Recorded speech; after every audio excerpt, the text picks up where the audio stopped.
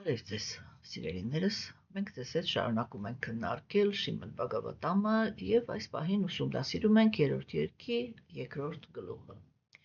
որտեղ իրականում ըստ էության մենք ձեզ հետ ծանոթանում ենք այն ազնվորությունների հետ, ովքեր Գերագույն Աստծո ազնվորությանը ճանաչել գիտեն։ Իրականում այս տեքստերը իրենք ես հույսով եմ, որ ինձ հաջողվում է դա փոխանցել։ Այս տեքստերը իրենք ահավոր նուրբ, ահավոր բարձր մակարդակի կենդանիակների մասին է այստեղ խոսքը գնում, որոնք իրենք այնպիսի իմաստություն ունեն, այնպիսի սրտի մաքրություն ունեն, այնպիսի Աստծո ճանաչողություն ունեն, որ այստեղ ես չեմ կարող այդ համեմատությունը չանել։ Տեսեք, Հիսուսը ինքը ասեց, որ նորից է գալու, եւ շատ հանգիստ եւ վստահ ասեց, որ երբ որ նորից եկա, հիմա այսպես,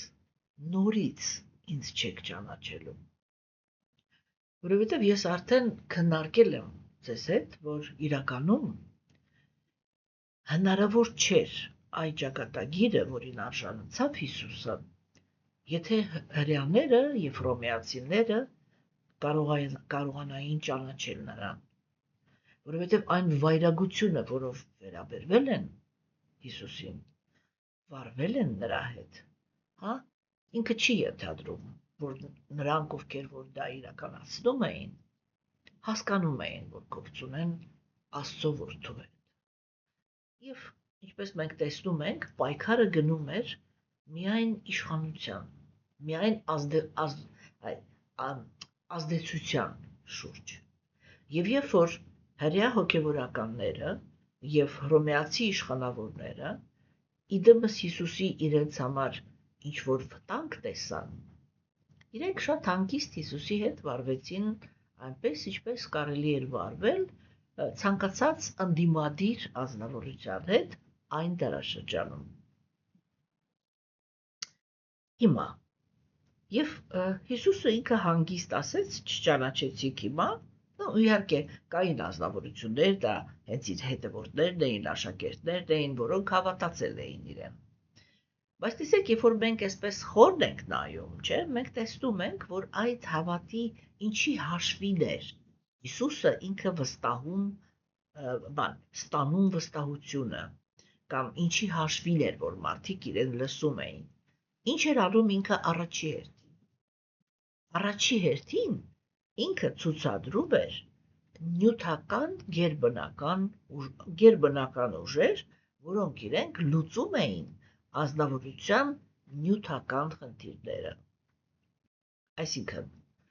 ինքը մեկին բուժում էր, մյուսին վերադարձնում էր աչքերը, մյուսին կյանքը, մյուսին ոտքերը, այն մեկին չգիտեմ ինչը, հասկանում եք, եւ այդ հանգամանքը, որտեղ հատկապես մենք հասկանում ենք, որ այդ դարաշրջանում, երբ որ ստրկատիրական հասարակություն կար, հասկանում ենք, որ սովորական մարդիկ իրանք շատ վատ վիճակում էին գտնվում, չէ,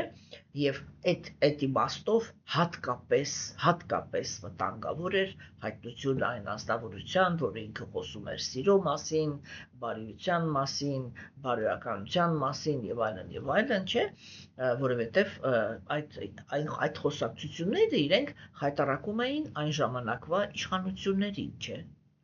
որտեղ ինչ է նշանակում ստրկատիրական հասարակություն։ Դա ինչի մասին է ընդհանրապես։ Դա դրա մասին է, չէ, որ իշխանավորները իրանք, չգիտեմ էլի, ամենաբարձրակարգ դաժանության կրողներ են եղել, չէ։ Եվ հանկարծ հայտնվում է մի ազնվորություն, որը խոսում է սիրո մասին։ Պարզ է, չէ, որ դա ոչ մեկ կուլ չէր տալու։ Եվ այո, իհարկե, այսինքն նույնիսկ նրանք, ովքեր որ հետևում էին Հիսուսին, իրանց համար պարտադիր էր, որպեսզի ինքը ցույց տա, որ ինքը այդ նեղության մեջ գտնվող մարդկանց կարող է բուժել, այսինքն տալ բացարձակապես նյութական արդյունք։ Եթե Հիսուսը ինքը այդ հրաշքները ցույց չտար եւ ուղղակի խոսեր, հա, ես կարծում եմ որ այսպես ասենք էլի, այն հետևորդների քանակը, որ ինքը այդ պահին ուներ, ասենց ամենակիչը ուղղակի 50%-ով կպակասեր։ Եվ տեսեք ինքը վստահ ասեց, որ այն բոլոր նրանք, ովքեր որ հետևելու են ինձ, այսինքն քրիստոնյաները ապագայում, չէ՞, այն ում որ մենք հիմա անվանում ենք քրիստոնյա։ Այդ քրիստոնյաները իրանք չեն կարողանալու ինձ ճանաչել, երբ որ ես նորից եմ գալու։ Չէ՞, դա ինչ է նշանակում։ Դա նշանակում է, որ Հիսուսը ինքը քաչ հասկանում էր, որ իր հետևորդները չեն կարողանալու զարգացնել ներքին իմաստություն, որով իրենք կարողանում են ճանաչել անձնավորության ներսի, ինչ կա իր ներսում։ Ինչու ես հիմա անդրադարձա այս թեմային։ Երբ որ Գերագույն Աստծո անձնավորությունը 500 տարի առաջ նորից եկավ մեր ոլորակ, այս անգամ արդեն նվիրալի մարմնի մեջ, որպեսզի տա աստվածամեժության համար նախասահմանված կրոնականության շարժումը, կրոնականության ճանապարհը կներեք, հա, ուրեմն տեսեք, ինքը եկել էր սովորական նվիրալի կերպարանքով։ Հիմա չխորանանք իմաստների մեջ, բայց մի իմաստը ես ստիպված կլինեմ քննարկել, որովհետև ես դրա համար այս խոսակցությունը սկսեցի։ Այսինքն Գերագույն Աստծո անձնավորությունը ինքը մարմնավորվել էր սովորական հոգևորականի մարմնի մեջ։ Մի քիչ անսովոր, բայց դա չի կարևորը։ Ինքը մարմնավորվել էր նվիրալի մարմնի մեջ եւ ցույց էր տալիս, թե իրական հոգևոր բարդը ինքը հոգևոր ճանապարհի վրա ինչպիսի հոգևոր զգացմունքներ պիտի ցուցաբերի, որպեսզի մենք հասկանանք, որ գործ ունենք իրական հոգևոր անձնավորության հետ։ Եվ գիտեք, այնտեղ ուղղակի հակառակ դրություններ։ Ինքը նույնպես, ինչպես եւ Տեր Շիկրիշտան, եկել էր իր մտերիմ նվիրալների հետ միասին։ Նրանք, ում դուրը գալիս է ողորմածության տրամադրությունները, որտեղ Տեր Չայտանյան դա ողորմածության մարմնավորումն է Աստծո։ Եվ տեսեք, այդ նվիրալների հետ տեղի էր ունենում ուղղակի հակառակը։ Գերագույն Աստծո անձնավորությունը ինքը մարմնավորվել էր սովորական կենդանեակի մարմնի մեջ եւ թաքցնում էր, ինչքան որ այդ դուք պատկերացնում եք, Աստված ինքը ինչ ներքին հնարավորություններ ունի, ինչ որ մի բանը թաքցնելու, չէ՞, այսինքն ոչ մեկ չի կարող, չէ՞, իրան հասկանա, եթե ինքը չուզենա։ Սա առաջի ճշմարտությունն է իր մասին։ Բայց երբ որ մենք նայում ենք, թե ինչպիսին էր իրադրությունը Տեր Չայտանյայի շուրջ,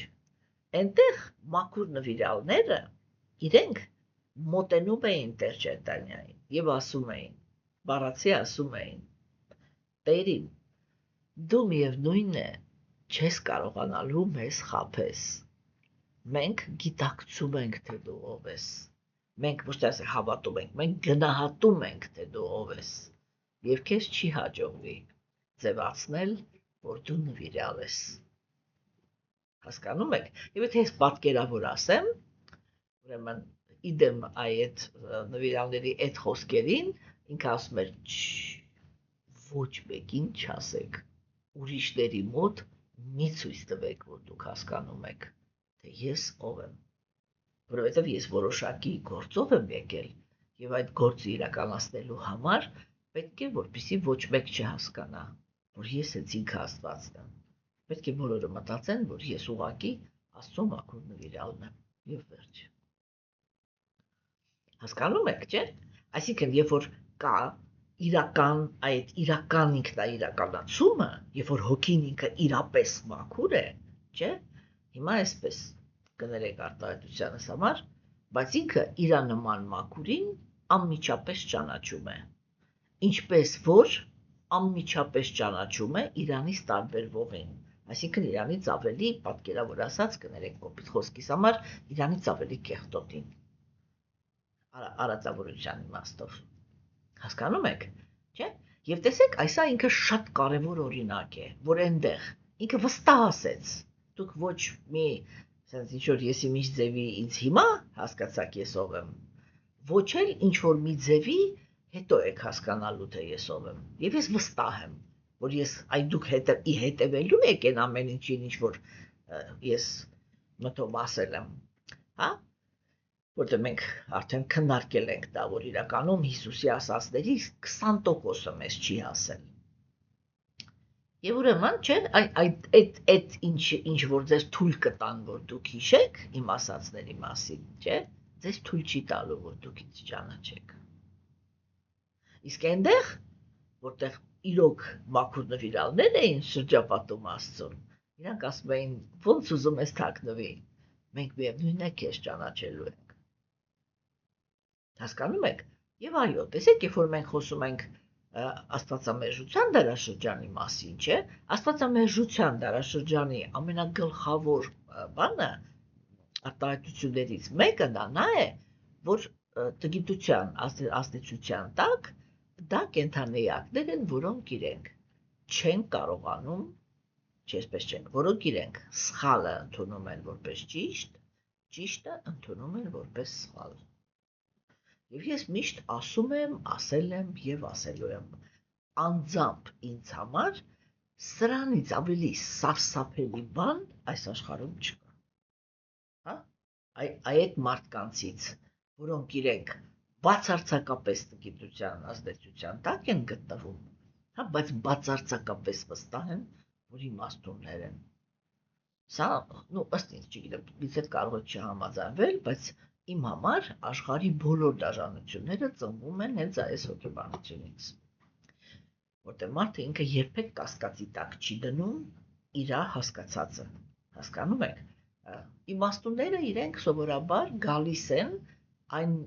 արտահայտությանը հանրահայտ, հա, որտեղ ասվում է, որ ես կյանքիս վերջում հասկացա միայն մի բան, որ ես ոչինչ չեմ հասկանում։ Այսինքն Գերագույն Աստծո անձնավորությունը, բնությունը, ինքը աշխարհը, իրենք անսահման ընկալելու թեմաներ ունեն։ Եվ անսահման կարելի է միշտ ավելի ու ավելի խորացնել սեփական իմաստությունը, սեփական, չգիտեմ, նույնիսկ էրուդիցիան, հա, այստեղ, այսինքն զարգանալու process-ը ինքը իրականում երբեք չի կանգնում։ Հոգևոր աշխարհում ներառյալ, չէ՞, որտեղ տեսեք, ասենք, հոգևոր աշխարհի հանդեպ արիացիները իրենք ասում են, որ հոգևոր աշխարհում այդ երանությունը ինքը կոնստանտա չի։ Դա հավերժ աճող երանություն է։ Սա ինչ է նշանակում։ Սա հենց դա է նշանակում, որ բացարձակը ինքը այնպիսի հարուստ բնություն ունի, որ կենդանի էակը հավերժության մեջ երբեք, չեսպես միշտ, հավերժության մեջ միշտ թեմաներ ունի, որում ինքը կարող է զարգանալ, որում ինքը կարող է ավելի ու ավելի ճանաչել բացարձակին։ Եվ հենց դա է դառնում, այո, հոգևոր աշխարհի երանության հիմքերից, այ գլխավոր սյուներից մեկը։ Հասկանում եք, եւ մենք հիմա ձեզ հետ շփվում ենք ուրեմն Ութավայի հետ, որը ինքը հենց այդպիսի նվիրալներից է։ Հասկանում եք, ինքը այդպիսի նվիրալներից է, որը ինքը կարողանում է բանանել, ներկայացնել, չէ, Գերագույն Աստծո անձնավորության, ուրեմն հայտնության բաների թեմաները, չէ, որ ինչու համար, որովհետև մենք երեք ձեզ հետ քննարկեցինք շատ մի կարևոր թեմա, չէ, քննարկեցինք, որ Ութավան ինքը փաստացի հիմա ներկայացնում է Գերագույն Աստծո անձնավորության հայտնության մանրամասները, չէ, որոնք իրենք արտաքինից կարող են ընկալվել որպես Գերագույն Աստծո անձնավորության, այսպես նսեմացման գործընթաց, նսեմացուցիչ երևույթներ, որտեղ սովորական մարդը ինքը իր համար սնունդ է ստանում, որպեսզի արտասանի մի նախադասություն։ Ինչպես կարող է այսպիսի բաները տեղի ունենա Աստծո հետ։ Չէ՞։ Եվ մենք պետք է հասկանանք, որ Գերագույն Աստծո ազնվորությունը, երբ որ ինքը գալիս է նյութական աշխարհ, ինքը ոչ թե գալիս է կենդանի ակներին զարմացնելու իր հզորությամբ, հասկանում եք, դա չի իր գերնպատակը։ Բա ո՞րն է իր գերնպատակը։ Իր գերնպատակն է օգնել կենդանի ակներին, հասկանում եք, որպեսզի կենդանի ակները իրենք ճիշտ շարժվեն հոգևոր ճանապարհի վրա։ Ինքը չի ասում, ես գալիս եմ, որպեսզի դուք բոլորդ տեսնեք, թե ես ինչպիսի հզոր ազնվորություն եմ եւ բոլորդ փռվեք իմ առաջ։ Հասկանում եք, այդպիսի հայտարարությունները իրանք ես կակված երեք մի թեթև զրույց ունեցա իմ մայրիկի հետ, ինքը հիմա ասենք այնպես է ստացվել, որ ժամանակի ընթացքում ինքը ինձ հակիսվում էր, ասում էր ինչ-որ 3 հատ կին են Եհովայի վկաներ, որոնք իրենք ասենք ոնց որ գալիս են դուրը ծեծում են, ինչ-որ բաներ են խոսում, բաներ անում, իսկ դեռ որպես քրիստոնյա մարդ ասենք լսում էր իրանց, փորձում էր հարգանքով վերաբերվել, եւ այդպես կամաց այդ Եհովայի վկաները իրանք ոնց որ տեղ արեցին եւ մտան իմ մայրիկի կյանք։ Ես ճիշտ ասած չեմ առարկում, որովհետև եթե ինքը այդտեղ ասենք բավականին լուրջ հանդիպում են, նստում են, լուրջ փորձում են քննարկել ավետարանը, հասկանում եմ, որ ասենք իմ գնահատականով ինքը այդքան էլ ինչ-որ լուրջ գործով չի զբաղված, որտեղ քննարկում է հին ավետարանը, որը իրականում հրեաների կողմից հրեաների դիցաբանությունն է, հասկանում եք, ես միշտ ասում եմ, որ իրականում Հիսուսի Քրիստոսը, Հիսուսի քարոզը ինքը ուղղակի հակառակ է ընդհանրապես այն ամեն ինչին, ինչ որ գրված է այդ հին ավետարանում, չէ՞։ Եվ ուրեմն, բայց իջևից է, ինքը ինչ-որ կերպ անկեղծ այսպես կենտրոնանում է, ես հասկանում եմ, որ իր համար, ասենք, մեր թեմաները, այն ինչ որ մենք այստեղ ենք քննարկում, ինքը շատ մեծ հաճույքով լսում է, բայց դա իր մեջ չի մնում, ինքը չի կարողանում ոնց որ բարձրանա այդ դաշտում մտածելակերպ զարգացնելու եւ իր համար ավելի հեշտ է քրիստոնեության գաղափարները վերցնել, դրա համար, ասենք, ինչու պետք է ես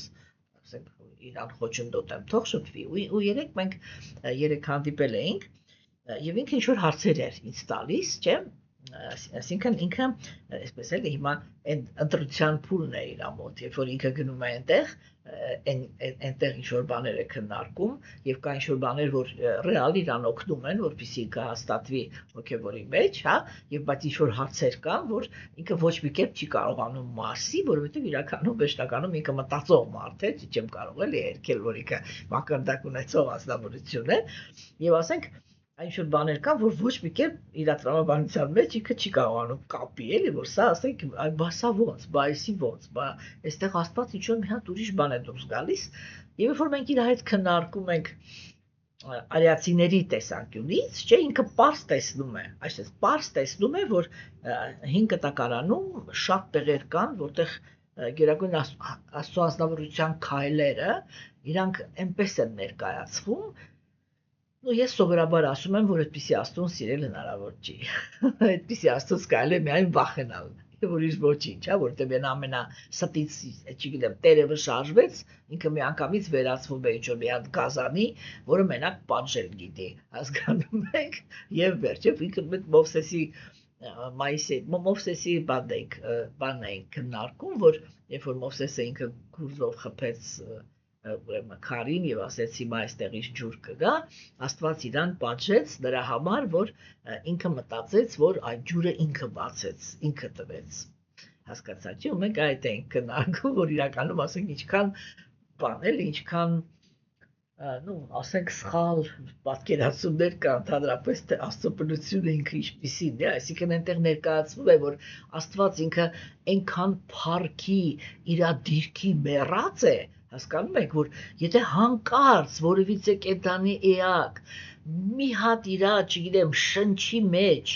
մոռանա, որ այդ շունչը ինքն է տվել, հա, ինքը միանգամից վերածվում է ինչ-որ մի հատ դաժան, չգիտեմ, այդ ստրկատիրական հասարակության մեջ ստրուկ պահող մարդուց ավելի դաժան ազնվորության եւ այսպես միանգամից իր ամբողջ ուժով սկսում է այդ կենդանիակին պատժել։ Հասկանում եք, իրական դա այնքան հեռու է Գերագույն Աստվածավորության իրական բնավորությունից, որ այո, հայտե ես տեսնում, ինչպես տեսնում եք, ծիծաղալով եմ դա ասում, էլի։ Ես միշտ ասել եմ, որ շատ չեմ սիրում Աստծուն ներկայացնել որպես վախի իստոչնիկ, որտեղ ինքը իրականում այդպիսին չի։ Երբ որ մենք նայում ենք, թե ինչպիսին են ներկայացնում արիացիները Գերագույն Աստվածավորությանը, մենք տեսնում ենք, որ իրենց կատարմամբ Գերագույն Աստվածավորությունը հարիր գաղափար է, էլի իր Աստծո հանդեպ, չէ՞, որ ասենք իրենք ներկայացնում են Գերագույն Աստվածավորությունը, որը ինքը ռեալ հարաբերություններ է կառուցում այն հոգիների հետ, որոնք իրենք շարժվում են հոգևոր ճանապարհում, եւ այդ հոգևոր ճանապարհում ինքը միայն եւ միայն նպաստում է կենդանիակի հոգևոր զարգացմանը, այլ ոչ թե հանդես է գալիս միայն մահակի տեսքով, ով որ հենց ամենասկզբից ազնվորությունը, որը ինքը նոր քայլեր է անում հոգևոր կյանքում, ամեն մի քայլի վրա ինքը փաստացին է, գիտեք, այսպես էլի, փաստացի ինքը նկարագրվում է, որպես ես կարող եմ զուգահեռ տանեմ, որպես այն ծնողները են, այդպիսի ծնողներ կան, չէ, որ առաջի դասարանցի երեխային, երբ որ սովորեցնում է գրել, որպեսզի իր ձեռագիրը գեղեցիկ լինի, կանոնը ձեռքը նստում են երեխայի կողքը, եւ հենց որ երեխան ինչ-որ մի բանը մի քիչ ծուռ է նկարում, անմիջապես խփում են ձեռքերին։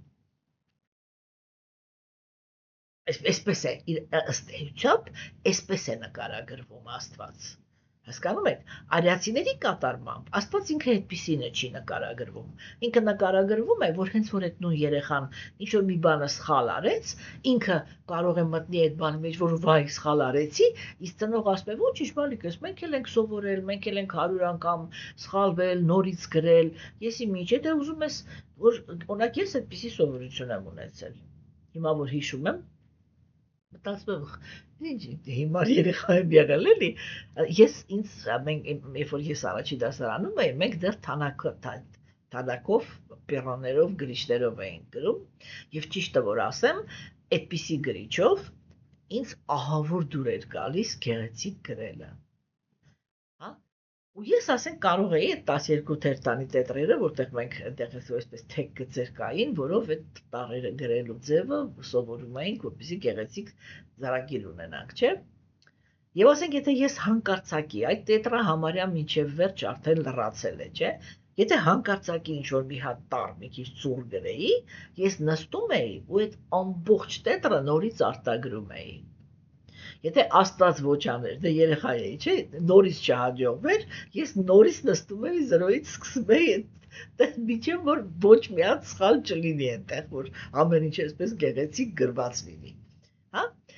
Հասկանում եք, չէ՞։ Ուզում եմ ասեմ, որ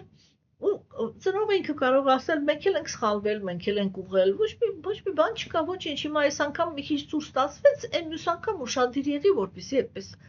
Աստված ինքը հենց այդպիսի ծնողի նման է։ Հասկանում եք, այլ ոչ թե կանոնը ձեռքին ժանդարմի նման։ Երբ որ կարդում ես, թե ասեք այդպես ինչպիսի թեմաներ են այդտեղ քննարկվում, ինչպիսի օրինակներ են բերվում եւ ինչ տեսք ունի այդտեղ Աստված, ես միշտ ասել եմ, այո, հանգիստ ասում եմ, որ եթե Աստված ինքը այնպիսին է, ինչպես հին կտակարանում է նկարագրված, անձամբ ես կյանքիս մի վայրկյան անգամ չէի ծախսի, որպեսզի այդպիսի անձնավորության հետ ծանոթ լինեի, այլ որ մի քայլ անեի, որտեղ հոգևոր կյանքը դա մեր քայլերն է, չէ, որ մենք անում ենք, որպեսզի Աստծուն հանդիպենք։ Ու եթե Աստված ինքը այդպիսին է, անձամբ ես ասես կես, ոչ թե մի կես քայլ չէի անի այդպիսի դաժան անձնավորությանը մոտենալու համար։ Ինչ սեր, ինչ եսի միջ, вообще, ինչի մասն է խոսքը։ Հասկանում եք, եւ այստեղ մենք ձեզ հետ տեսնում ենք, ինչու է այդ թեման կարևոր, որովհետեւ մենք երեք ձեզ հետ քննարկեցինք, չէ, այդ թեման ինքը կարևոր է, որովհետեւ Գերագույն Աստծո ազնվորությունը ինքը այս անգամ շատ ահավոր տարօրինակ օրինակներ է ցույց տվել, երբ որ եկել է այստեղ, չէ, որոնցից այսպես եթե արտաքինից նայես, դու կարող ես գաս այդ եզրակացության, որ բան էլի Աստված ինքը ոնց կարող է այսպիսի ողորմելի ծնունդ ունենալ, հա, իսկ Աստված ոնց կարող է ծնվել բանտի մեջ, հա, հետո ինչ-որ փոքր երեխա դառնալ, այդ երեխայի տեսքով գնալ պահկվել, իսի ինչ-որ մի հատ սովորական դեմոնից, հա, հասկանում եք, չէ, հետո մեծանալ նոր վերադառնալ, որպեսզի այդ դեմոնին սպանի, Вообще ինչի մասն է խոսքը, բայց մենք երեք մի թեթև քննարկեցինք, շատ թեթև ենք քննարկել, բայց քննարկել ենք, հասկանում եք այդ ներքին իմաստի մասին, չէ, երբ որ մենք ներքին իմաստը քննարկում ենք, այդ ամեն ինչը, ինքը ինչի համար էր այսպես, ինչի համար էր այնպես, սա ով էր, նա ով էր այդ ամենը, ինչի մասին էր, ինչ իմաստություն էր տեղափոխում Գերագույն Աստծո անձնավորությունը, չէ, տեսեք ուրեմն մենք երեք այդ ամեն ինչը ինչ որ քննարկեցինք, վերջում ստացանք, չէ, իրականում հոգևոր կյանքի այսինքն ինքը իր կյանքով ինքը դա իր մանկությամբ ինքը դա ցույց տվեց։ Ինքը ասեց այո, ես պատկերավոր ասած Աստծո ճիշտ գիտակցությունը ինքը ծնվում է տրանսցենդենտալ գիտելիքի հիմքի վրա, բայց տրանսցենդենտալ գիտելիքի հիմքի վրա կենդանի հատը ինքը զարգացնում է ընդհանրապես Աստծո այդ հզորության ասպեկտը, որը ինքը կարող է միայն հարգանք առաջացնել։ Հարգանք եւ պաշտամունք, որտեվ համել պաշտպանում է, չէ՞։ Տեսեք ասենք, բայց ինքը ինչ ասեց։ Ինքը ասեց, բայց մտերմիկ հարաբերությունների հետ կազմելու համար մենք պետք է գնանք ուրիշ դաշտ, մենք պետք է գնանք ոչ թե գիտելիքի դաշտ, այլ էմոցիայի, որ հոգևոր մարդը ինքը պետք է հետևի, ինքը զարգացնում է Գերագույն Աստծո ազնվորության այնպիսի գիտելիք, որի հիմքի վրա ինքը կարող է սեր զգալ Աստծո հանդեպ, հասկանում եք, այդ ուրախությունը զգալ, որ ես հանդիպել եմ Աստծուն, եւ ինքը այսպիսի անձնավորություն է։ Ինչի համար է մարդկությունը սիրում Հիսուսին, կարելի է իմանալ։ Հա, տեսեք, իրականում այդ ամեն ինչի մեջ, չէ, մի հատ այնպիսի թող հոգեբաններն ասեն, թե դա ինչ է կոչվում։ Հազարամյակներ շարունակ երկրպագել անձնավորությունը նրա համար, որ ինքը անմեղ լինելով իմ համար տառապել է։ Դա ինչ հիմք է ընդհանրապես։ Դուք հասկանում եք, մենք հիմա ոչ թե Հիսուսի վեհության մասին ենք խոսում, այլ կներեք մեր ոչնչության։ Թե մենք ով ենք ընդհանրապես հոգեբանությամբ, հասկանում եք, որ մենք երկրպագում ենք այն սկզբունքը, որը եկել էր, հա, հիմա այսպես, իմ արած մեղքերի համար ինքը տառապել։ Վաու, հայ, այո, Իսրան պետք է երկրպագել, որովհետև ինքը իմ փոխարեն իմ մեղքերը վառեց։ Հիմա արդեն հակառակ հարցը տամ։ Այդպիսի կենդանիակին Աստված կարող է սիրի։ Հասկանում եք, օրինակ այդ քրիստոնեության այդ գաղափարախոսության քոքը, չէ, եթե մի հատ լուրջ հոգեբան նստի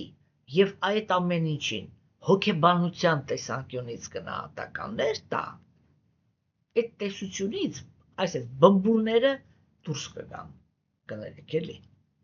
հասկանում եք,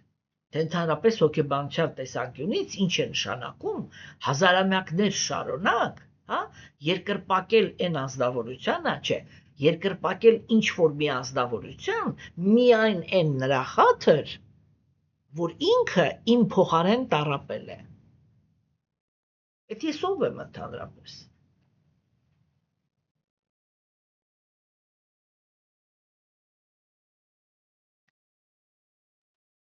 Հասկանում եք, չէ՞, ինչի մասին եմ հիմա խոսում։ Ես արդեն մեր մասին եմ խոսում, ոչ թե Հիսուսի։ Թե մենք ինչ ենք սպասում Աստծուց։ Հասկանում եք։ Եվ հələ այդքանից հետո էլի կարող ենք մնանք ձևական։ Որ էդ էլ դաժե չգնահատենք, էլի։ Սա աստվածամեժության դարաշրջանի կենդանիակների բնութագիրն է։ Հիմա ուրեմն իսկ մենք այստեղ տեսանք անցյալ անգամ 3 քննարկեցինք, թե ինչ ասեց Ութավան։ Ինքը ասեց, երբ որ ես նայում եմ, թե Գերագույն Աստծո անձնավորությունը ինքը այդ համընդհանուր երանության սկզբունք, ինչ որ երեք շեշտեցինք, երբ որ ես նայում եմ, թե Գերագույն Աստծո անձնավորությունը ինքը ինչպիսի դիրք ունի այս նյութական աշխարհում, թե նրան ընդհանրապես ինչպես են վերաբերվում, իմ սիրտը մղկտում է, ասեց Ութավը,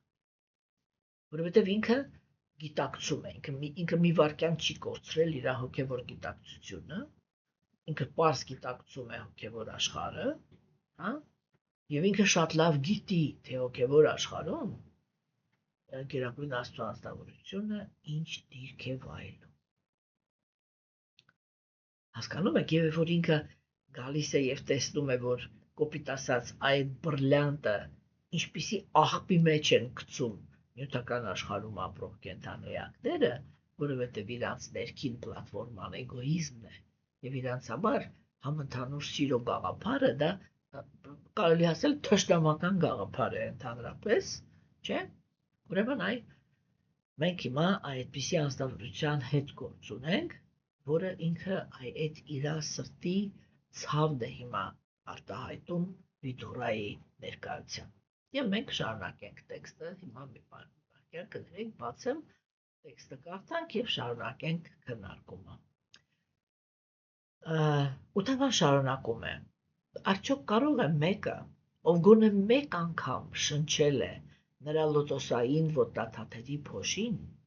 երբևէ մոռանալ դրա բույրը։ Հոգերի մեկ շարժումով Կրիշնան մահացու հարված հասցրեց բոլոր նրանց, որոնց ճնշման տակ երկիրը տնքում էր։ Քո աչքերի առաջ Չեդի թագավորը Շիշուպալան հասավ յոգայի բարձրագույն նպատակին, չնայած նա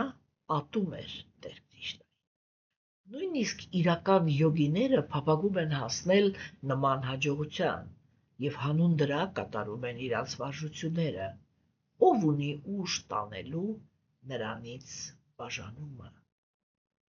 Կուրուքշետրայի մարտադաշտում կռվողները անկասկած մաքրագործվեցին Արգջունայի կողմից արձակված նետերի տարափից եւ տեսնելով Կրիշնայի աչքի համար հաճելի լոտոսային դեմքը հասան տիրոջ բնակավայրը։ Տեր Կրիշնան բոլոր եռամիասնությունների տիրակալն է եւ ողջ հարստության եւ ձեռքբերումների անկախ գերագույն սեփականատերը։ Արարչագործության մեջ կարգուկանոնի միլիոնավոր հավերժական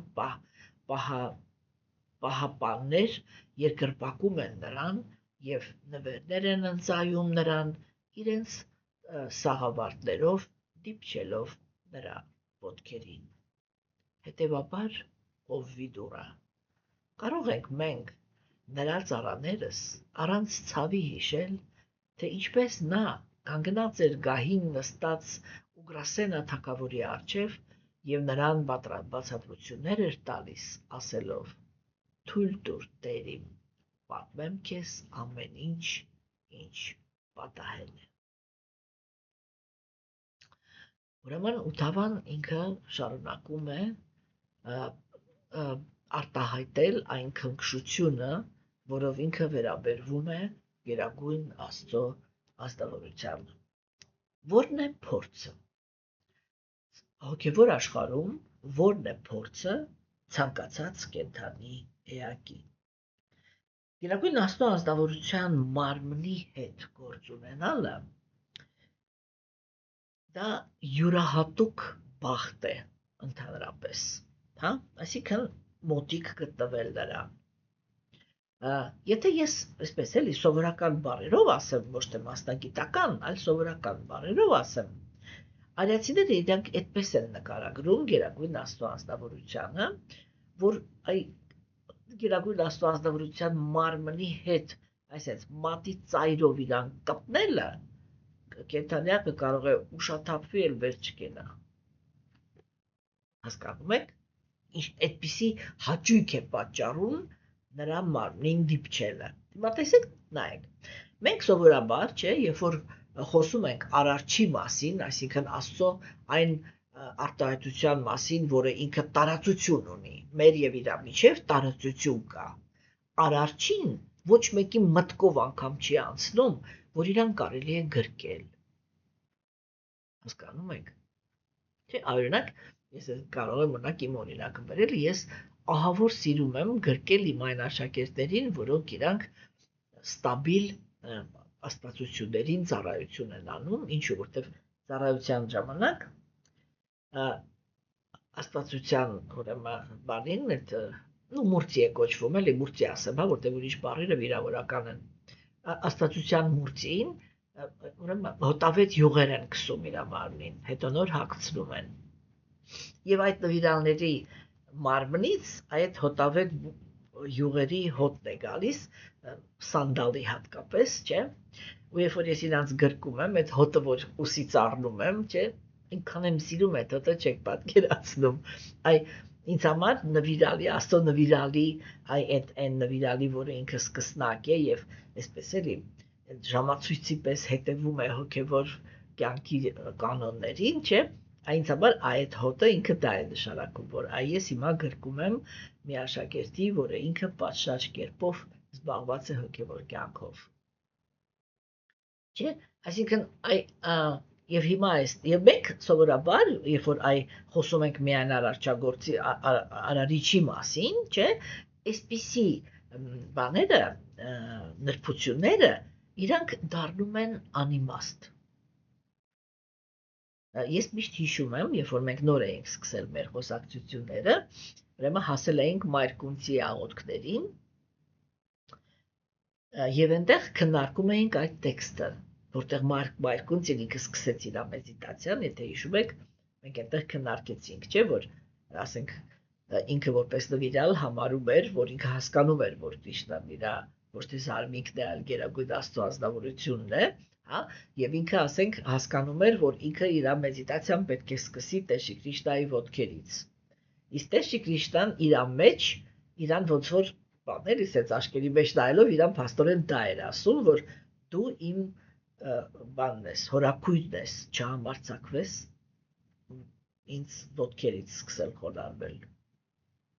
որովհետև իրականում ես պիտի քեզ հարգանք մատուցեմ, հա, եւ այդտեղ Մայրկունցին ինքը այսպես վարվեց, որ դե ուրեմն արի ոչ քեզ, ոչ ինձ, ես կսկսեմ պորտից, հա, եւ տեսեք ինքը այնտեղ ինչպես գեղեցիկ տեքստեր էր, չէ՞ ասում, որ քո պորտը ինքը լոտոսի նման է, քո աչքերը լոտոսի նման են, քո ժպիտը ինքը լոտոսի նման է, քո ոտնաթաթերը լոտոսի նման են, չէ՞։ Եվ մենք այն ժամանակ այդ դասախոսության մեջ քննարկում էինք, որ այո, լոտոսը ինքը շատ սիրված սիմվոլ է արիացիների մոտ, ինչու համար, որովհետև լոտոսը դա այն բույսն է, որը ինքը աճում է ծաղիկի ջրի մեջ եւ չի թրջվում։ Այսինքն ինքը կարող է աճել բանի մեջ, բալոտը, ջահիճի մեջ, հա, եւ չկեղտոտվել։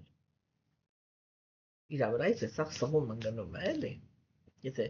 ռեալ ձեռք եք տվել լոտոսին, պետք է որ իմանաք այդ իր բնությունը, չէ՞։ Եվ ասենք, երբ որ նվիրալները իրանք նյութական աշխարհում աղոթքներ են մատուցում Աստծուն, որպեսզի ցույց տան, որ երբ որ Աստված ներկա է նյութական աշխարհում, ինքը նյութական տրամադրություններով չի, նյութական տրամադրությունները չեն ազդում իր վրա, հա։ Իրանք միշտ ասում են դու տրանսցենդենտալ ես, այսինքն եթե նույնիսկ դու գալիս ես ատողների եւ նախանձների աշխարհ, դու այդ ազդեցությունը քո վրա չես կրում, դու չես դառնում, երբ որ դու տեսնում ես այս, նույնիսկ երբ որ տեսնում ես այս աշխարհի դաժանությունները, դու ատող չես դառնում։ նու մրցակցության մասին ընդհանրապես ավելորդ է խոսալը, որովհետև Աստծուց հզոր ոչ մեկ չկա։ Ինքը միշտ իր մասին շատ լավ գիտակցում է, թեկուզ մենք հետագայում կտեսնենք, որ ասենք ինքը ընկերներ ունի, որոնք իրանք համարում են, որ իրանք ավելի ուժեղ են, քան Աստված։ Եվ դա մեր վիրավորանք չի համարվում, այլ բարձրագույն սեր։ Հասկանում եք, չէ՞ սիրելիներ։ Ուրեմն եւ տեսեք, ասենք, չէ՞, եւ այ որ այդ արարչագործ արարիչն է քննարկվում, չէ՞, որտեղ այդտեղ հիմքը հարգանքն է, այսինքն տարածությունը։ Հիմա այսպես ոչ մեկ իրականում չգիտի, թե իր մարմից ինչ հոտ է գալիս, ինքը ինչպիսին է, չէ՞, բայց նրանք, ովքեր որ մոտեցում ունեն Աստծո մարմնին, չէ, օրինակ, հնարավորություն ունեն խոնարհվել իրան ոչ թե տարածության վրա, այլ խոնարհվեն այնպես, որ ճակատով կպնեն իր ոտնաթաթերին։ Հա? Իրանք գիտեն, թե ինչ բուրմունք ունի իր ոտքերը։ Հիմա տեսեք, օրինակ, նյութական աշխարհում մենք կարող ենք ասել, չէ, որ այո, իհարկե, մարդիկ կան, հատկապես եթե, մարդու ասենք բարեկեցությունը թույլ չի տալիս, որպեսզի ինքը մի քիչ որակով կոշիկ առնի, եւ եթե ինքը էժան կոշիկներ է առնում, դա ավարտվում է նրանով, որ ասենք ինքը ստիպված է լինում առնել էժան կոշիկներ, որոնք իրենք ոչ լավ բաներից մատերիալ, ոչ լավ նյութերից են պատրաստվում, այսպես ասեմ, չէ, հատկապես սոսինձը։ Եվ որ ազնվորությունը ինքը այդպիսի կոշիկ է կրում, իր ոտքերին կպնում է այդ քիմիկատների հոտը։ Կամ ասենք ոտքերը քրտնում են, որովհետև բան չկա, վենտիլյացիա չկա, նորմալ չէ, դրա հետևանքով ոտքերից սկսում է հոտ գալ։ Եվ կանանց մոտ եւ տղամարդկանց մոտ ոչ մի կապ չունի, չէ։ Կամ ասենք ազնվորությունը ինքը չի հետևում իրեն, հա, եւ կարելի ասել իր ոտքերից կարող է պրոստը ոչ մի հոտ չի գալիս, չէ։ Իսկ կան մարդիկ, որոնք իրանք ասենք շատ այսպես էլի շատ լուրջ հետևում են իրենց եւ կարող են այսպես հոտավետ յուղերով ասենք ոտքերը մշկոտաթաթերը մշակեն, եսի միջև եթե հանկարծ մարդը ինքը ասենք նյութական աշխարհում ես նույնիսկ չեմ կարող պատկերացնել հատկապես աստվածամերժության դարաշրջանում թե ինչը կարող է ստիպել մարդու ոտքերից հոտ քաշել, բայց եթե նույնիսկ ենթադրենք այդպիսի բան, ապա համոզվում է, որ ասենք խնամված ոտքեր են, չէ՞, իսկ տեսիկի Աստծո ոտքերը, ընդհանրապես Աստծո մարմինը ինքը այդպես է նկարագրվում, որ ինքը իրանով իրանից այնպիսի բուրմունք է դուրս գալիս, չէ՞, այսինքն տեսեք հիմա հոգևոր աշխարհը ինքը ընդհանրապես երանության աշխարհ է, չէ՞, որտեղ ասենք տեսեք նույնիսկ նյութական աշխարհում մենք ասում ենք վախ բնությունը ինչքան սիրուն է, չէ՞։ Բայց եթե մենք այդ պահին մեր բանականությունը միացրած լինենք, չէ՞, մենք շատ լավ կհասկանանք, որ իրականում նյութական աշխարհում բնության մեջ ոչ մի սիրուն բան չկա, որովհետև այդ ինչ որ ձեզ այդ պահին թվում է, որ ինքը սիրուն է, հենց այդ պահին դրա մեջ հազարավոր կենդանիատներ իրար են ուտում։ Այսինքն ինքը լի է սպանությամբ, կամ ասենք այդ ծաղիկը օրինակ, չէ, ծաղիկ, օրինակ դուք նկատել եք երևի, որ ասենք եթե ծաղիկը դնում ենք ջրի մեջ, տանը, եթե ջուրը չենք փոխում, այնպիսի մի սարսափելի հոտ կարող է ընկնել, որ հիմա այն ասում է դիակի հոտ է գալ, դիակի հոտ է գալիս, հա, ծաղիկ մնացած, եթե հանկարծ մի օր ուշացնում ես ջուր փոխելը, չէ, եւ ասենք տեսեք, այդ բաները, չէ, իրանք պարզ ցույց են տալիս նյութական աշխարհի իրական դեմքը, որ նյութական աշխարհը իրականում ինքը այդտեղ կյանքը, մահը ինքը իրար հետ են, այսինքն գեղեցկությունը եւ տգեղությունը իրանք միշտ զուգահեռ իրար հետ են։ Իսկ հոգեվոր աշխարհը դա նկարագրվում է որպես միայն գեղեցկության աշխարհ, ինչու որտեղ այնտեղ ոչինչը չի մահանում, այսինքն ոչինչը չի փթում, փթելու process չկա, այլ որ ինքը դարձավ ինչ որ մի հատ այլանդակություն, չկա այդ process-ը։ Հասկանում եք։ Եվ սա ինքը շատ կարևոր կետ է։ Հիմա սիրելիներս, չէ՞, եւ տեսեք այն նույնիսկ այդ աշխարհի համար, որտեղ ամեն ինչը բուրում է, Գերագույն Աստծո ազնվորության ոտնաթաթերի հոտը ինքը կարող է կենդանիակին պայմանականորեն ասած խելագարության հասցնի։ Եվ այստեղ հիմա ամենակարևորը, անկախ նրանից հասկանում եք ինքը կին է թե տղամարդ, որովհետև դա սեռական ռեակցիա չի։ Հասկանում եք, դա կենդանի էակի, ինքը անկախ սեռից ընդհանրապես, կենդանի էակի ռեակցիան է բուրմունքի վրա, ինչ տարբերություն։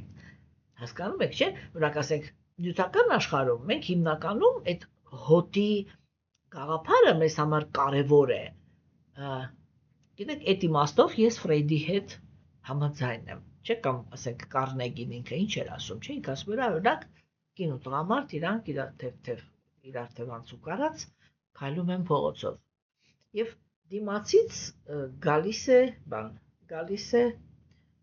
ասենք ուրիշ կին է անցնում, չէ՞։ Տղամարդը իրան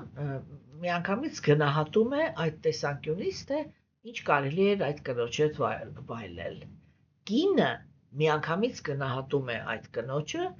թե ինչքանով է ինքը սապերնիցա, մրցակից։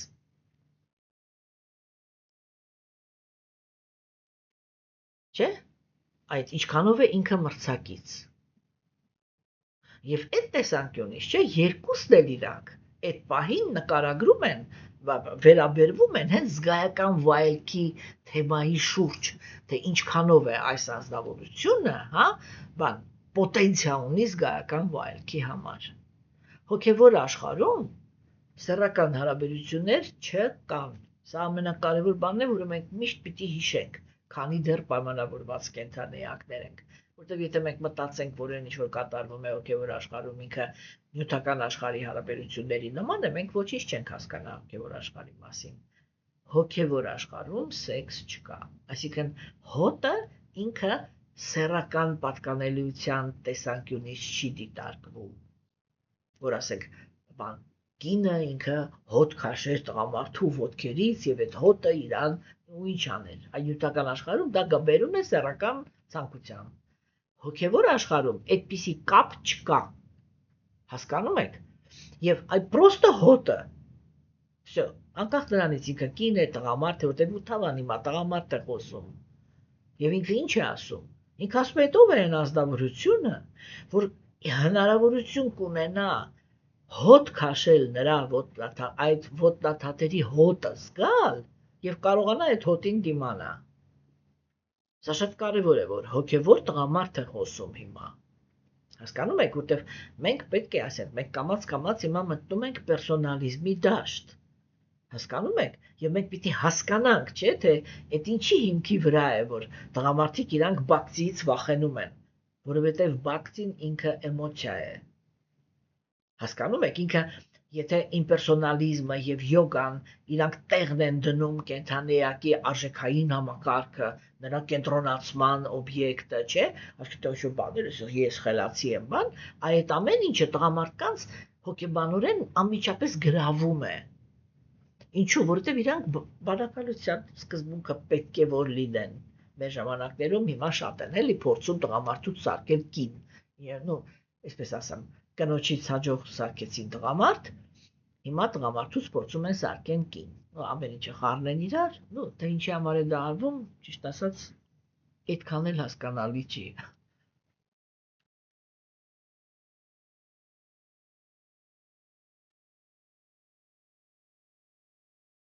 Բայց որ անբնական է հաստատ։ Հիմա սիրելիներս, չէ՞,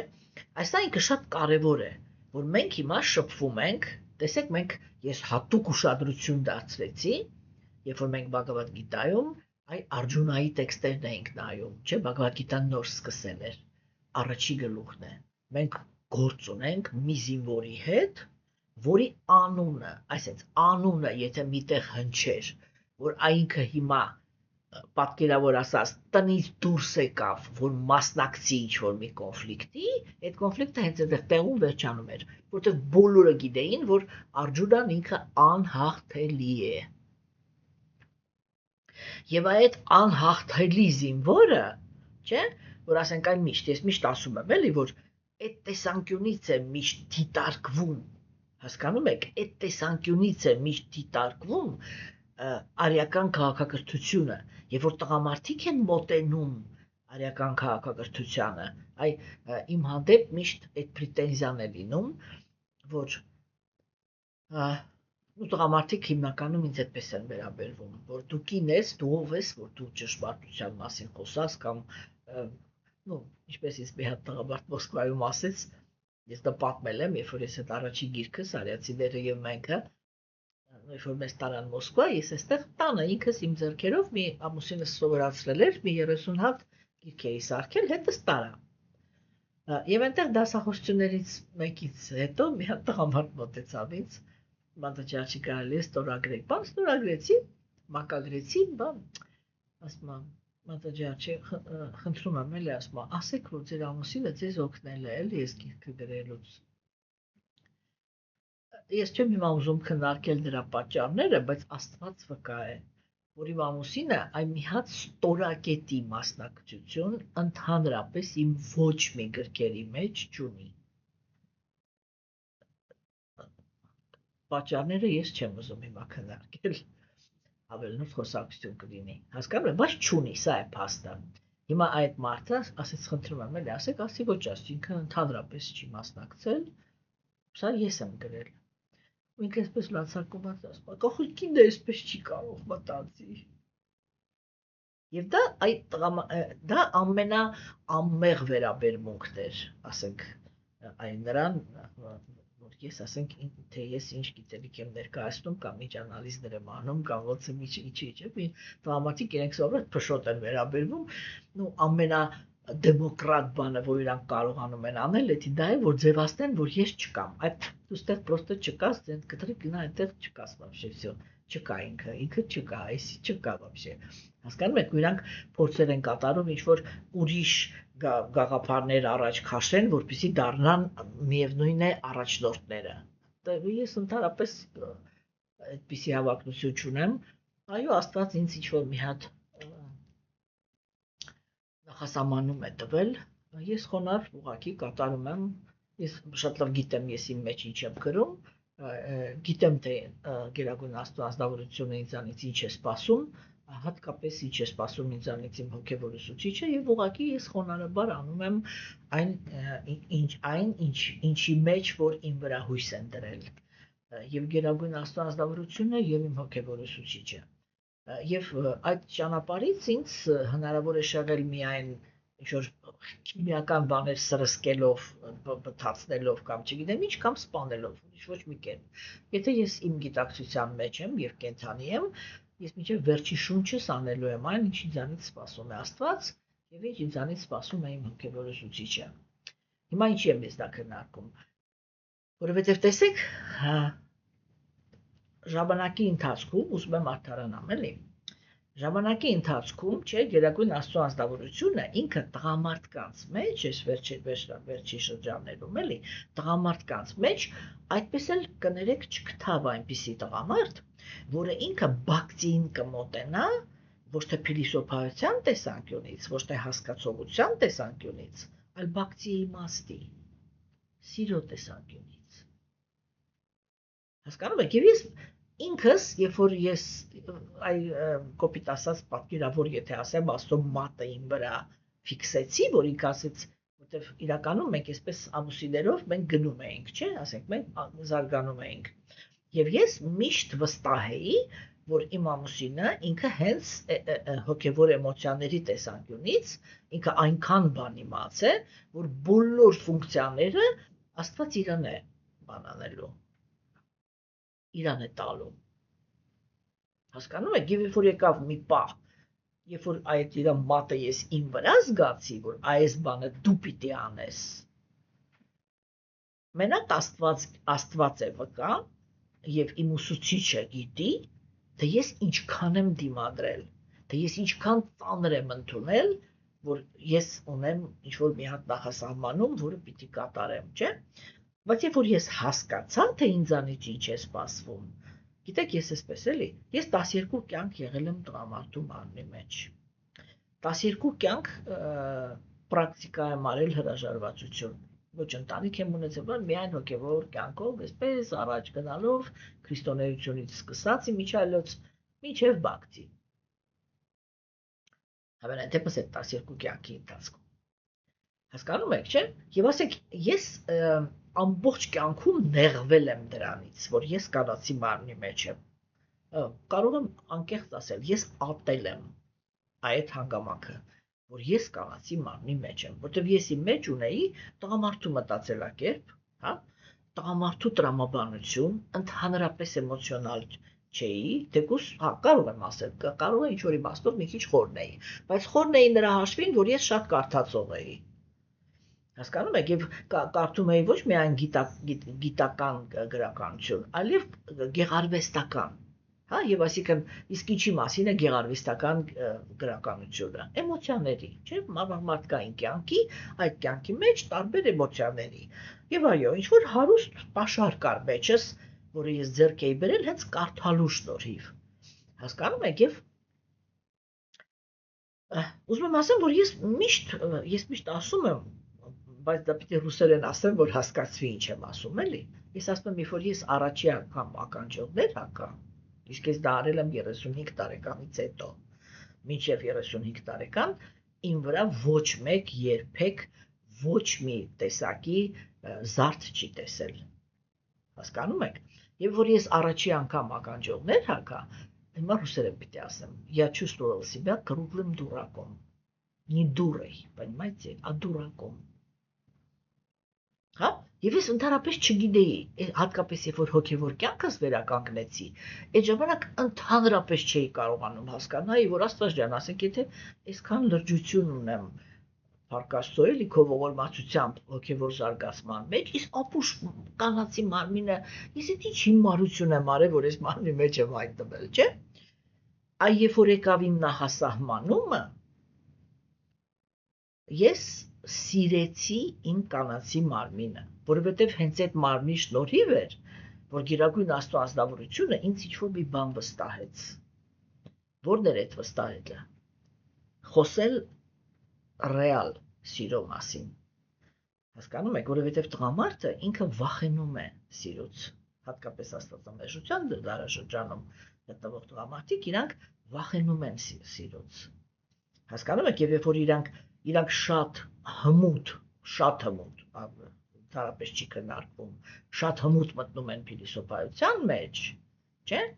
Բայց ես ասենք, այդ նույն փիլիսոփայության հմտությունը ձեռք եմ բերել անցյալ կյանքերում, երբ որ տղամարդ եմ եղել, եւ այս կյանքում ես ուղղակի դա հիշում եմ։ Հասկանում եք։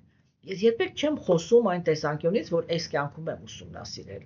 Ես խոսում եմ այն ամեն ինչը փիլիսոփայության դաշտում, երբ որ ես սխեմաներ եմ բացատրում, չէ՞, ես բացատրում եմ իմ իրականությունը, իմ իրականացումները, որ ես ունեցել եմ տղամարդկային մարմնի մեջ։ Դրա համար են միշտ զարմանում, որ դու կին ես, ոնց կարող ես այսպիսի տրամաբանություն ունենաս։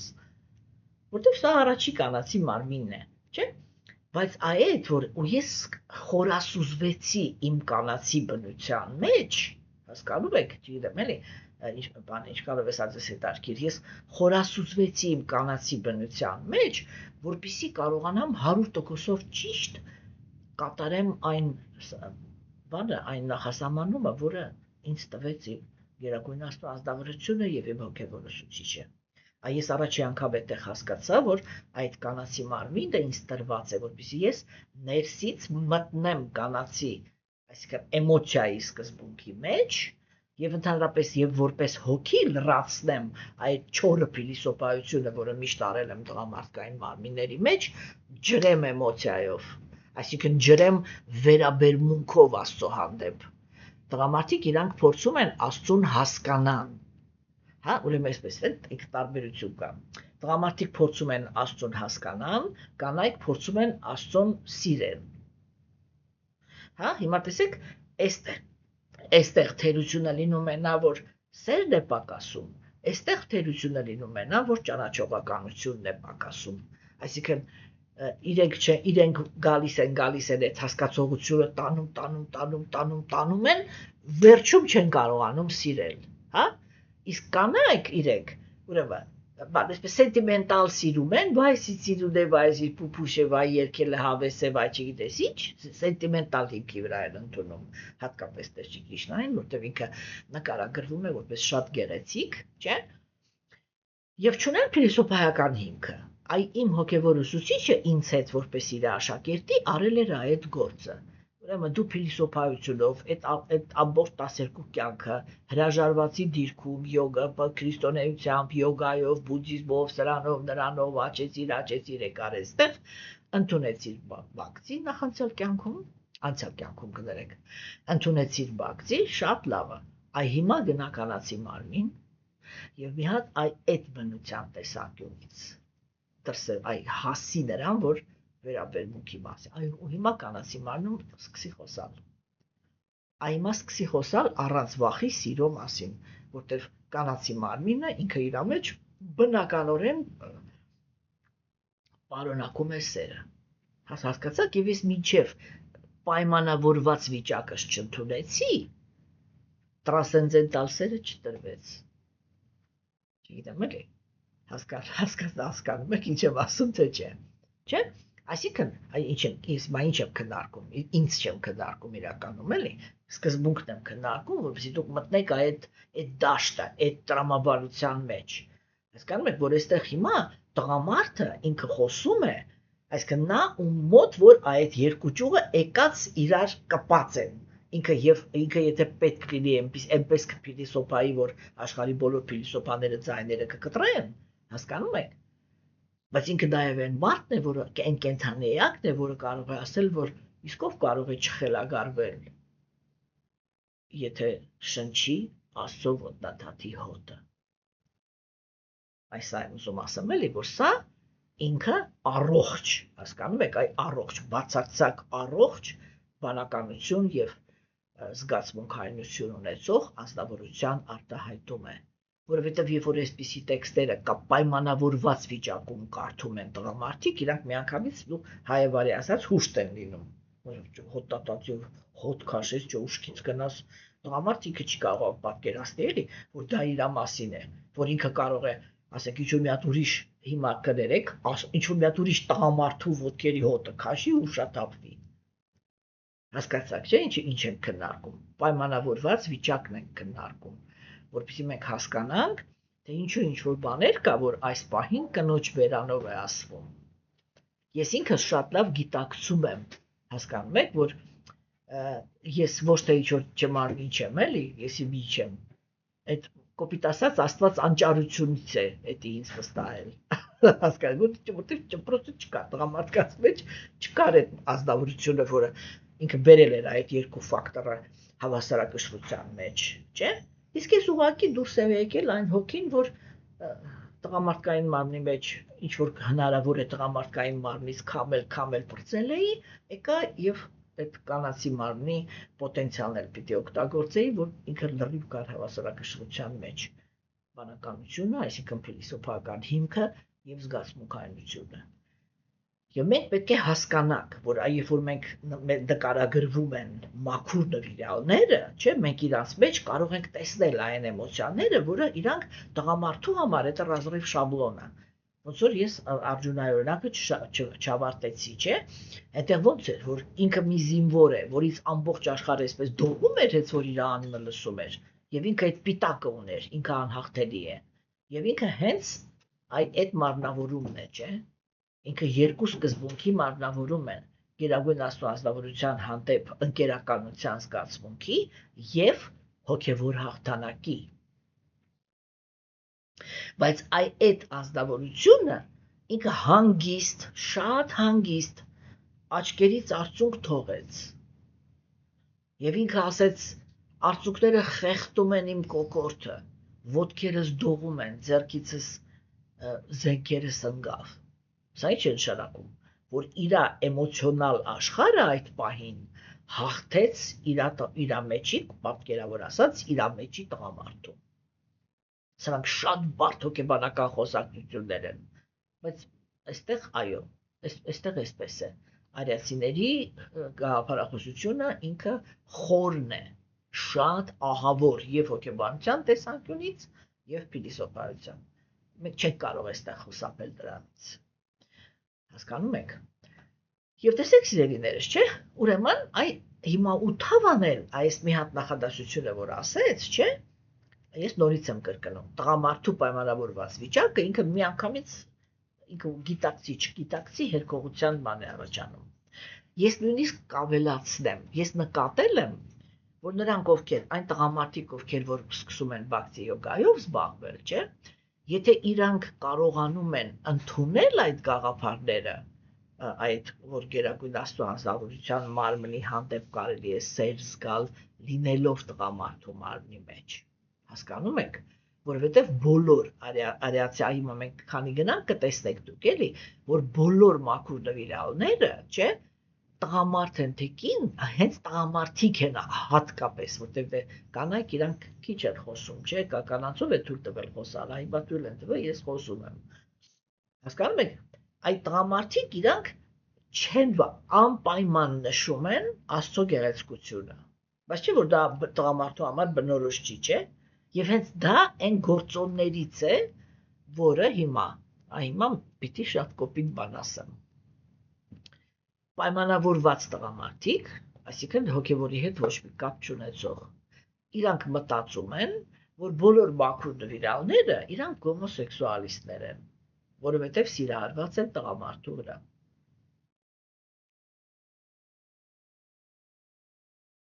Հասկացաք, որտեղ կարելի է գալ ընդհանրապես։ Եվ սա հեքիաթ չի, սա կոնկրետ մարդիկ են, որ իրանք այդպես են մտածում։ Հոմոսեքսուալիստները իրանք շատերը մտածում են, որ տեսեք արիացիներ իրանք կարծում են, որ տղամարդը սիրահարված էր տղամարդու վրա, Աստված տղամարդ է, չէ։ Իմինը սիրահարված էր։ Հասկանում եք։ Իսկ մենք հիմա այստեղ այդ մշակույթի մեջ ենք կամ եւ մենակ շատ բարձր մակարդակ ունեցող հոգևոր մարդիկ են, որ հասկանում են ինչ է նշանակում հոգևոր սեր, ինչ է նշանակում հոգևոր աշխարհում չկա սեռական կյանք, հետեւաբար այնտեղ չեն կարող լինել ոչ հոմոսեքսուալիստներ, ոչ ուրիշ սեքսուալիստներ, որտեղ սեքս բառը ընդհանրապես չկա, հասկանում եք, չէ՞։ Եվ այնտեղ ընդհանրապես ուրիշ բան է կատարվում։ Եվ այդ ուրիշ բանի մեջ կենդանիակը կարող է արտաքնապես ունենալ տղամարդու մարմին եւ ունենալ բացարձակ առողջ զգայական ընկալում։ Եվ իր համար կարող է նշանակություն ունենալ, թե ինչպիսի բուրմունք ունի Աստծո ոտնաթաթերը։ Հա? Իրականում սա այդքան պարզ բան չի էլի, թեմա չի։ Առաջի հայացքից պարզ թվացող։ Սա շատ խորը հոգեբանության մասին է խոսքը, տղամարդկային եւ կանացի սկզբունքի միջև։ Հասկանում եք, թե ինչ տարբերություն կա ընդհանրապես կանացի եւ տղամ, այն ինչ որ նյութական աշխարհում է համարվում տղամարդ եւ կին, որովհետեւ այդտեղ հիմքը սեքսն է, հա, այսինքն վերարտադրանքը։ Եվ ինչ է նշանակում լինել հոգևոր տղամարդ եւ հոգևոր կին, որովհետեւ հոգևոր տղամարդը եւ հոգևոր կինը երբեք սեռական հարաբերություններով չեն հարաբերվում, որպեսզի սերունդ ունենան։ Այնտեղ ամեն ինչը հավերժ է։ Հասկանում եք։ Այսինքն մենք այս բաները պիտի հասկանանք եւ հետեւաբար այդ իրականությունը ինքը ծնում է բացարձակ այլ հոգեբանություն։ Եվ հիմա այս տեքստը ինքը ուրեմն այդ հոգեբանության հիմքերից մեկն է, որը մենք մի թեթև ձեզ հետ քննարկեցինք, չէ՞։ Հիմա հաջորդը ինչ որ Թավա խոսեց, ինքը ասեց հոնքերի մեկ շարժումով Քրիշտան մահացու հարված հասցրեց բոլոր նրանց, որոնց ճշմարտ տակ երկիրը տնքում էր։ Այսինքն սա հենց այն բանի մասին է, թե Տեր Քրիշտան ինքը ինչպես այդ հարցը լուծեց, ինչ որ մայր Փումին ինքը բողոքել էր, որ ես ծանրացել եմ այս բեռի արատավորության բեռի տակ եւ օգնություն եմ խնդրում, եկեք ինձի այս դեմ վիճակից հանեք, հա? Հասկանում եք սիրելիներս, չէ՞։ Եվ ուրեմն հոնքի մի շարժումով այս հոնքի շարժումը կամ Տեր Քրիշտայի միած հայացքը, չէ՞, ինքը միշտ մատնանշվում է ինչու, որովհետև իմաստունները, նրանք ովքեր կարողանում են տեսնել եւ գունաների աշխարհը, հա, եւ տրանսցենդենտալ, այլ որ եւ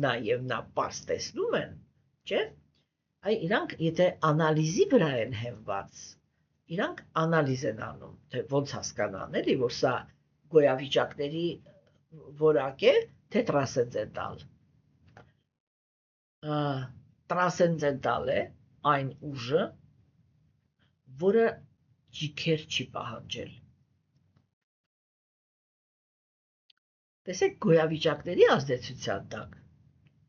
նյութական աշխարհում կենդանիակը ինքը կարող է ուժ ունենալ միայն եւ միայն նրա հաշվին, որ ինքը ջիքեր է գործադրել։ Կասեք չէ, ոնց։ Մարդ կա, որ պրոստը ուժեղ ծնվում է, այլ մարմինը այդպիսին է, հզոր, խոշոր, չմանում է ինչ, չէ՞։ Իսկ դա ինքը, բայց ոնց է այդ մարմին արժանացել։ Այդ մեկ արդեն խոսել ենք, չէ՞, որ Սամսարանը վերածննդի գաղափարը հենց այդտեղ է, որ գալիս է օգնության։ Ոնց է ինքը այդ մարմինը ստացել, ոնց է որոշվել, որ ինչ-որ մեկը պիտի սես մի հատ այս ճրորած մարմին ունենա, որ փչես ընկնի, իսկ մյուսը կարող է այսպես մարմին ունենա, որ կողքը կանգնես, պրոստը կանգնես կողքը վախենաս։ Հասկանում եք, չէ՞, որտեղից է գալիս։ Ինքը ջիքերը գործադրել է անցյալ կյանքում եւ արժանացել է այդպիսի հզոր մարմնի։ Այսինքն նյութական աշխարհում ամեն ինչը ջիք է պահանջում։ Եվ նյութական ամեն մի բան դուք պետք է նայեք, եթե ինքը դա ունի ծնունդից, դա նշանակում է ինքը անցյալ կյանքում է ջիքերը գործադրել։ Եթե ինքը դա ձեռք է բերել կյանքի ընթացքում, նշանակում է արդեն հիմա դուք պիտի տեսնեք, որ ինքը ջիքեր է գործադրել, որ դա ունենա։ Հասկանում եք։ Եվ դա է պատճառը, որ ես շատ հանգիստ ասում եմ, Օդինը չի կարող լինել Աստված։ Եվ ես զարմանում եմ սկանդինավների վրա, որ այդպիսի մտածելակերպ կարելի է ունենալ, որ Աստված կարող է լինել մի աչկանի անձնավորություն, որը իր աչքը զոհել է նրա համար, որ ռունաներ ստանա։ Եվ իր իմաստությունը, հա, արտահայտվել է ռունաների մեջ, այսինքն այբուբենի մեջ։ Հասկանում եք։ Ուրեմն այդ տեսանկյունից Մովսես Խորենացին ինքը Աստված է։ Խորենացին չէ, կներեք, Մեսրոպ Մաշտոցը, ներողություն եմ խնդրում։ Մեսրոպ Մաշտոցը ինքը Աստված է։ Որովհետև մենք շատ լավ գիտենք, չէ՞, որ հայերի այբուբենը ինքը սովորական այբուբեն չի։ Այնտեղ ամբողջ մի հոգևոր խորը պլաստ կա։ Ինչպես եւ սանսկրիտում ամբողջ այբուբենը ինքը հոգևոր ճանապարհ է։ Հասկանում եք։ Ուրեմն ամեն մի այբուբեն հնարողին կարելի է բան անել, ասել, որ ինքը Աստված է։ Հասկացաք, չէ՞։ Ուրեմն այ երբ որ ճիք կա, տեսեք մենք Նարադան երբ որ մոտեցավ Բրահմային, ինչ ասեցիք, ասեց ես տեսնում եմ, որ քեզանից ինչ-որ կենդանի ակներ են դուրս գալի, դու արարիչ ես։ Բայց ես տեսել եմ, որ այդ արարելուց առաջ դու նստած ճկրություն էիր անում։ Ում ով է քո ուժի աղբյուրը։ Հասկանում եք, որտեղ ճկնություն միշտ նշանակում է կա ինչ-որ մեկը, որը ինձանից ավելի բարձր է եւ հնարավորությունը իրա ձեռքում է։ Այդ որ հնարավորությունը իրա ձեռքում է, դա ինքնըստինքյան նշանակում է, որ անձնավորությունը ինքը կախված է։ Այսինքն կան ինչ-որ մեկը, դա իրան ոնց կարելի է կոչել Աստված։ Եվ այստեղ մենք կտեսնենք դեռ, որ հենց որ խոսակցությունը գնում է Աստծո մասին, միշտ խոսքը գնում է նրա մասին, որ ինքը ինչ-որ մի հատ հզորություն է ցույց տալիս, որի համար ոչ մի բացարձակապես ոչ մի ջիքեր չի գործադրել։ Հեսա մենք կմտնենք արարչագործության մեջ, հա? Ինչ է նշանակում Աստված 6 օր աշխատեց, 7-րդ օրը հոգնեց, եւ դրա համար առաջացավ Կիրակի գաղափարը։ Դա բացարձակ նյութական գաղափար է։ Ոնց կարող է Աստծո, այսինքն հոգևոր մարմինը հոգնի։ Ինչի մաս է խոսքը։ Դա նյութական մկան չի, որ հոգնի։ Հասկանում եք։ Մենք այ պիտի սկսենք տարանջատել, էլի։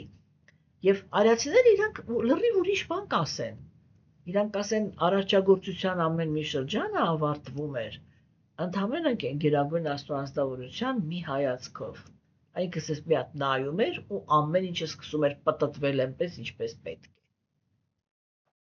է։ Ինչպես ինքը որ մտադրություն ուներ, այգը մտադրությամբ նայում էր ու դա սկսում էր այդպես տեղի ունենալ։ Ինչու՞, որովհետև այդ էներգիան Իրանն է։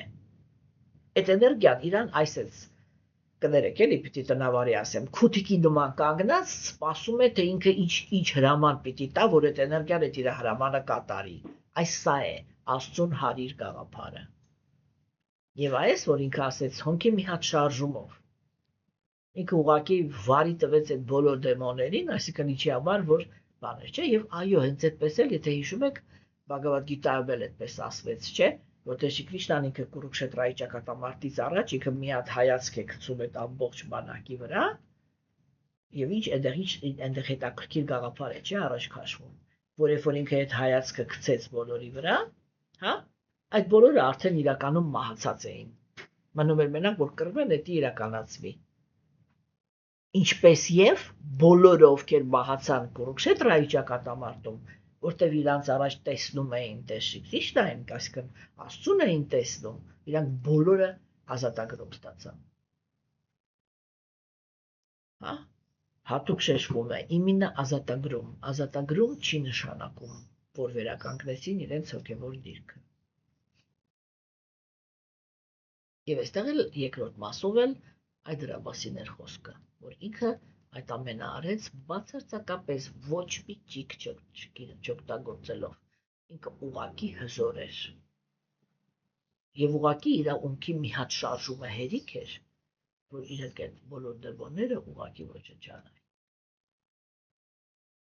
Եվ այսօր այսքանը, սիրելիներս,